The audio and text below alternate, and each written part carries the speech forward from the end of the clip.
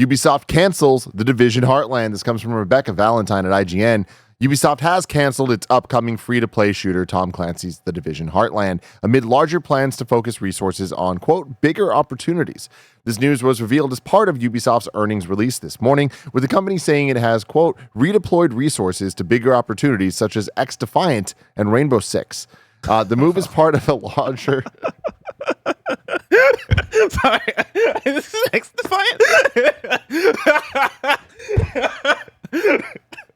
The move is part of a longer process Ubisoft has been undergoing in recent quarters to restructure its teams, cut costs, and concentrate its resources into fewer, bigger games. The Division Heartland was first announced back in 2021 and was being developed by North Carolina-based Red Storm Entertainment. It was quietly delayed not long after its reveal, with its planned release moving to last fiscal year, but it never materialized. Heartland did go through multiple testing phases and was in a publicly playable state. Recently, it received a rating in Taiwan, leading fans to believe its release was imminent, but this seems to have been a false alarm. Ubisoft's been on a game canceling spree as of late, having shut down 3 unannounced games including its mysterious Project Q, as well as Immortals Fenyx Rising 2 just last year. The prior year, Ubisoft canceled 4 other unannounced games, with the company explaining its decision by saying it had been trying to make too many games at once. For the full year, Ubisoft reported $2.5 billion in net bookings and $436 million in operating income. Interesting, not surprising. I feel like there's a trend recently of the biggest third-party publishers, Square, Ubisoft, kind of reflecting on their output, even Capcom to an extent, and really trying to hone in on, hey man, just the hits. You know, like we know what can work, or at least some of them know what can work. Let's just make that happen and like not get distracted by all the other things that are kind of like chip damaging away and creating issues in an industry that has no room for issues at this point. Yeah, I know I joke about XDefiant, but I do think that the refocusing and going, hey, let's make lesser stuff, or let's make less stuff, is a good idea. I think one of the big things that Ubisoft's been dinged for in the last however many years is, hey, let's just put out these games, and it feels like those games aren't getting the support. You know, I played Roller Champions when it came out, and for the day that I played it, I was like, okay, this is fun, right? Like, it's not the most fun thing I've ever played in my life, but it's fun. And I would have liked to see them maybe double down on it and give it the life it needed, but it felt like I didn't hear a peep about Roller Champions the day after they came out. And I think I would say the same about things like Rainbow Six. Sports game.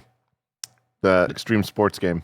You're talking about Riders Republic, yeah. And Riders Republic, I think, did get support. The support just wasn't exciting. Because I remember like one day Greg sending a Slack being like, hey, we got codes for season 4 content. And I'm like, there's a season 4 of that game, really?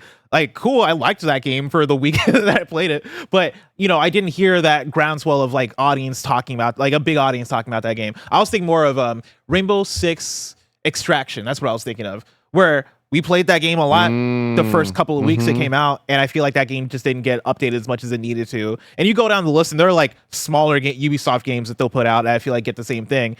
XDefiant shouldn't be that. A upcoming Division Heartland shouldn't be that. And if the conversation is, hey, we need to take the resources that are working on one of these games and focus in on the other one, that way we can actually give these projects life, as opposed to putting a project out and not being able to support it. I think that's the better decision. You know, I'm fascinated by the conversation of, hey, we got to close one of these. Is it going to be XDefiant? Is it going to be Division Heartland? I think XDefiant maybe makes it through because XDefiant is way closer. That game, I believe, is imminent. And so, like, and I think that game has potential just for the of what it is. Hey, we're getting all these references from all these different Ubisoft IP. You can play as the Watch Dogs faction. You can play as this Rainbow Six faction, right? I think that's a interesting thing that if you're able to poise it the right way and support it the right way, I think could catch on. I played the a lot of ifs there. A whole lot of ifs, right? I'm having played XDefiant.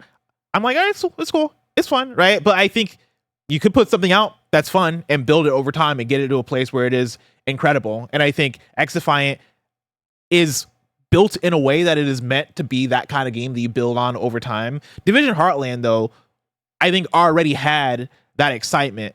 And so I think that's where I come down on, yeah, it's an interesting choice to go XDefiant over Division Heartland, because you talked to Greg. Greg's so excited about it. I saw the Twitter timeline being like, oh, damn, I was looking forward to that game. So I think it's an interesting choice for that, but... Yeah, I mean, it's interesting just looking at Ubisoft as a whole, and we'll see next month what their forward looks like. Like, if you remember, last year's was very bad. mainly from presentation style, but it felt very old school and it felt very tone deaf in terms of where the industry is at of how you present games and talk about those games. And I feel like we've kind of gotten out of the shadow of some of those games, things like Skull and Bones. So I feel like this is their chance to come forth and be like, hey, we have Star Wars.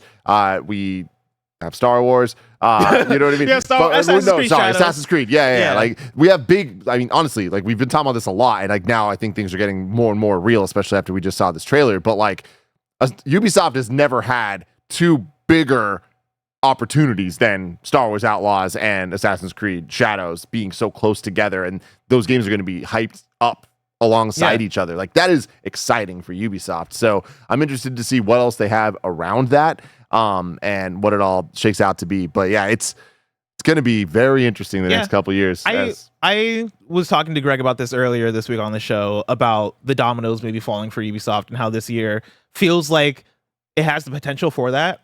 I look at that Star Wars game and I'm like, I think this looks good to me. Like I think this could be, I mean, I know I just mentioned like, you know, I don't see Ubisoft putting out like 9s and 10s or whatever, but I think 8s are good as long as those 8s sell to an audience. And Star Wars has the potential to sell to an audience, especially in a new open world Star Wars game. And I think Star Wars Outlaws looks like it could be a 8 out of 10, maybe a 9 out of 10 if they really fucking lock in and sell to the audience. I think Assassin's Creed Shadows is another one of those. I think the question then becomes, all right, what is it for next year that you got Ubisoft? You know, Andy Cortez is always talking about the contenders. You know what I mean? I feel like with Ubisoft right now, there's the potential. You know, we're not talking about Assassin's Creed Shadows and Star Wars Outlaws. Both of them have the potential to be huge, game-changing moments for Ubisoft, not just for like winning people back, but also kind of redefining like, hey, we've talked like, oh, it's a Ubisoft game, it's a Ubisoft game. But what if it's a Ubisoft game was a good thing? Yeah. Oh, yeah. You know? That's why I like the refocusing. That's why I like the, hey, yeah, let's start canceling stuff. I hope this doesn't lead to layoffs. That is the scary thing when we talk about these news stories, is that it's usually followed by, oh, we're also getting rid of all these people, and that's the thing that sucks about it. But I do think that business still needs to be smart, and if you can set yourself up to go, hey, we're going to focus on the stuff that's going to make sense for us, that way we don't end up in a place where we have a bunch of failures and then we have to lay people off for all these failures and the mismanagement of it. I'd rather you get ahead of it and go, hey, let's focus in on the stuff that we know is going to work and maybe mitigate that disaster. And yeah, like I'm looking at the schedule. I have Ubisoft's Wikipedia pulled up here, just looking at their slate, right? And like I got reminded of games like Hyperscape. I got reminded of like a buttload of games that came out, right, that feel like they came and went. But I look at it now and it is, all right, Star Wars Outlaws, Assassin's Creed Shadows, The Division Resurgence, like mobile game. Then there's also like a Rainbow Six mobile. But then from there, there's not a lot of games that they have here, right? It reminds me of like the way we talk about Square Enix, where the Square Enix upcoming slate, they don't have much announced, and that feels like it's by design. It feels like hey, let's be smart about how we going forward. We'll move on from the story in just one sec, but like something I'm very interested in here is them saying they're redeployed resources to bigger opportunities such as XDefiant and Rainbow Six. Not only naming XDefiant, but naming it first. Is there something we don't know about XDefiant? We should look into this. They've been working on it for a long time. I know that, but like, is it hidden? Is it working? Is it making money? Like, because like this implies it is. I feel like they're overconfident on XDefiant a little bit just based on playing it. But again, I played it a year and a half ago, 2 years ago. They've been doing a lot of play tests for it. They very obviously want this thing to work, and there is a level of belief that they have in the idea.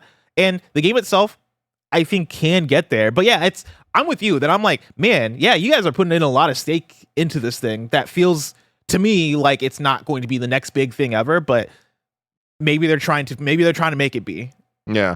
And I hope it is. I know the game's not out yet. I'm saying in terms of like the pre-orders or in terms of like the whatever the hell, I don't even know what it's called, the Ubisoft Play Plus, whatever Ubisoft the fuck, Plus like Connect subscriptions. When do you think XDefiant comes out, Tim?